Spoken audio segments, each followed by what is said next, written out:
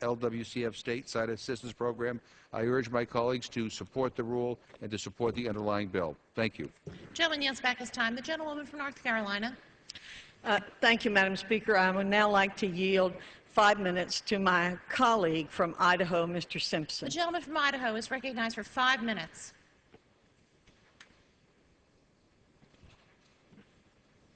I thank the gentlelady for yielding. I come to this side of the well because I fear the distance between us has grown so great that we can no longer hear each other from the chasm that divides us. It's time to stop talking at each other and start listening to one another.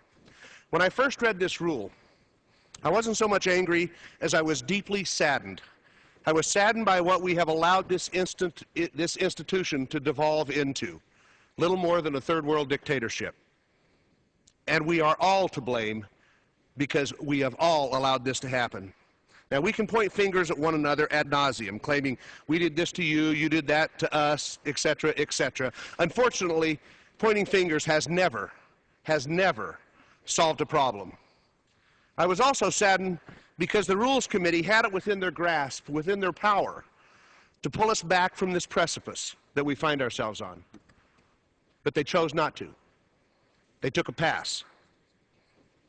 As I said at the Rules Committee hearing last night, history is replete with people who found an excuse to do the wrong thing.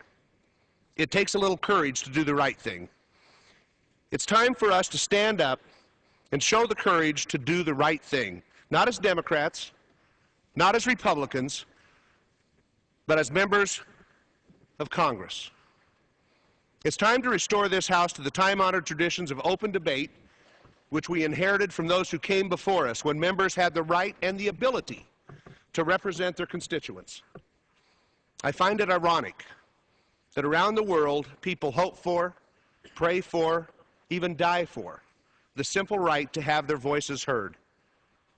They look to us, not because they want to be Americans, but because they want for themselves what we have, or at least what we had, the right to be heard.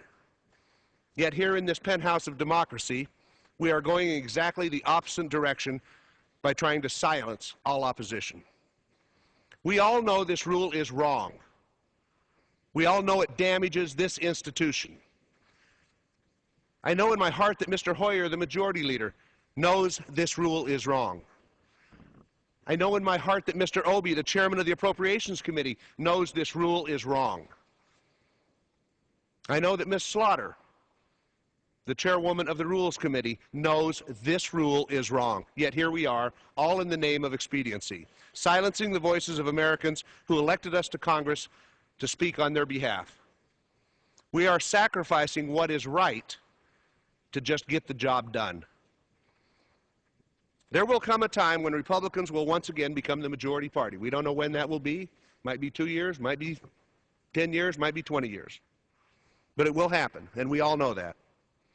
I will tell you that members of my party will want to use the actions today, your rules, as a precedent to shut you out of the process, a precedent to silence your voices, a precedent to deny your ability to represent your constituents, a precedent to take the easy road instead of doing the hard work of democracy. I want you to know here today that I won't be a part of using this precedent against you. I'll stand up for your rights as a minority when you find yourselves in the minority. It's the very heart of democracy. And I'll do it because I care more about the integrity of this institution than I do about sticking to an arbitrary schedule scratched out on some piece of paper. I truly fear, that you know not the damage that you do to this institution with these rules.